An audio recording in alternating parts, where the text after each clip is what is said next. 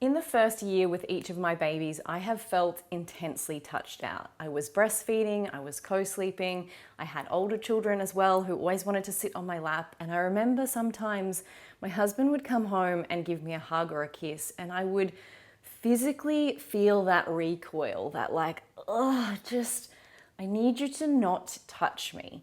And I hated feeling like this, and with my first baby, I definitely didn't understand why I felt like this. So I thought it would be helpful for us to talk about today what you can do if you're feeling touched out and how to move to a place where you feel comfortable with touch again, because obviously that's an important part of a relationship. It's an important part of mothering, and you do have to find a way to get okay with all the day-to-day touching that happens when you're a mum of little ones. So the first thing that's going to help you if you're feeling touched out is to take a break. And look, I know if you have tiny babies, especially if you're breastfeeding, if you're the default parent so that whenever you take a break, it feels like World War III is happening for your child and all hell breaks loose, and sometimes taking a break feels harder than not taking a break. I know all these things. I've had all these internal battles myself, but you need to take a break. Like if you're physically like bracing yourself when someone in your family touches you, you need to take yourself physically away to give yourself some space and to do something that makes you feel good. Feeling touched out is usually a sign that you haven't been looking after yourself very well. And I know you're like, yeah, no, duh, I have a newborn. I get it, but you can and you need to make time for yourself. And it doesn't have to be long periods of time. You don't have to go away for 2 nights. What you should be aiming for is short chunks of time every day if you can. So if you need to, start with 5 minutes. Can you get 5 minutes a day where you can leave the house or go for a little walk and just feel and be in your body with your own thoughts and not being touched by anyone? And then can you increase that time? Maybe you change it to 30 minutes every second day, and then you need to keep it regular.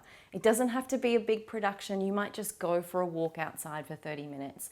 You might go to a pool or go to a beach and have a swim and just be in your body and feel good in your body. Even just to sit at a coffee shop and eat cake on your own and not share it with someone can be so good for your soul. So make sure that you find a way to take a break in this season, because we do so much as mothers, and the best thing that you can do is feel good in yourself, and taking a break is going to help you to do that. And then the second thing I want you to do is find ways that touch can feel good for you again. So in those early postpartum days, touch and all of the touch that we have to be involved in doesn't really feel very good in our bodies. It can be uncomfortable and it can also be painful.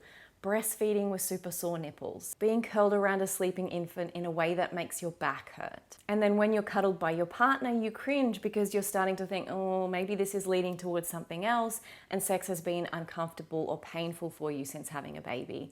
All of these things combine to make you feel like, oh, don't touch me. So it can be really helpful to find ways to enjoy being touched again. A great one, if you can swing it, is to go and have a massage outside the home. So with someone who you pay, so there's obviously no expectation around anything else happening, and you're just paying for feeling good in your body. If you can't manage to get a massage outside the home, maybe it's too expensive, maybe you can't get away for an hour, I want you to have a really honest conversation with your partner around how this is something you need to work on, how you've been feeling, how it doesn't reflect how you feel about them, it reflects how you feel about your own body, and that you want to work towards feeling better in your body. And ask for a massage. Maybe it's just a shoulder and a foot massage.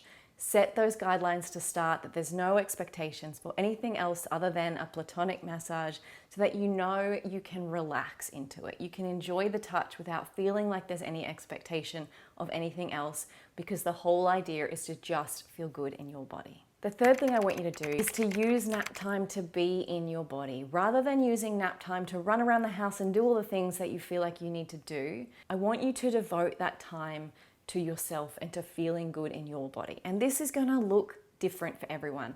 Today, it might be you need to have a nap in that time. You need to lay down next to your baby and get some much needed sleep. Tomorrow, maybe moving your body is going to make you feel good. If you'd like to practice some yoga with me, I have some nap time sessions, which are in my online yoga circle. So I'll leave the links for those below. So these are perfect short yoga sessions that you can just jump into, get your body moving in that short amount of time that you have, and hopefully feel better in your body. Maybe what you really need to do is take a bath and shave your legs and wash your hair and do all of those things that you feel like you don't have time for. But if you actually dedicated some time to yourself instead of all the other things you feel like you need to be doing, it would make you feel so much better. So take the time for you when your little ones nap or rest. If they're not great nappers and you find that you're contact napping all the time, i.e. you're having to hold them or they're in a sling or something like that, ask your partner for support, ask your mum for support, ask a friend for support to give you 20 minutes to hold your baby while they sleep. People love doing that so that you can have some time for you.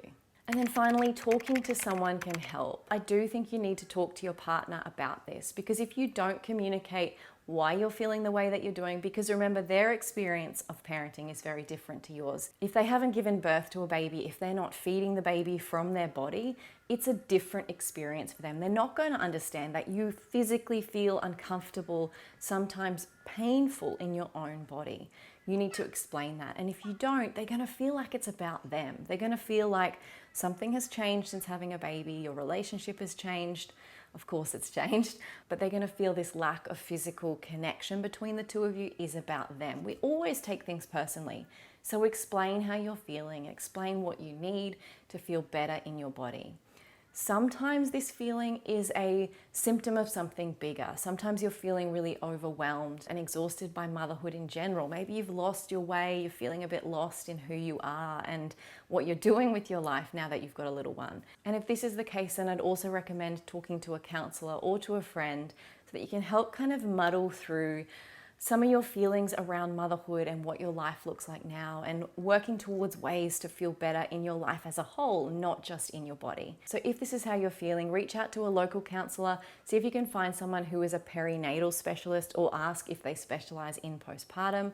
You can always reach out to me. I do one-to-one virtual sessions. It's just so important to have that person you feel like you can lean on, so that you don't feel like you're going through this alone, because this is absolutely not an experience that is individual to you. So many of us feel this in early postpartum and beyond, but we just don't talk about it enough. So don't feel like you have to battle this one on your own. So where to next? Number 1, plan a date night or some time with your partner so that you can have this important conversation. 2, make a plan about what you're going to do in nap time tomorrow for yourself. And then 3, ask your partner, your mum, your sister, your friend to take your baby or your kids at some point this week so you can have some quality time with yourself.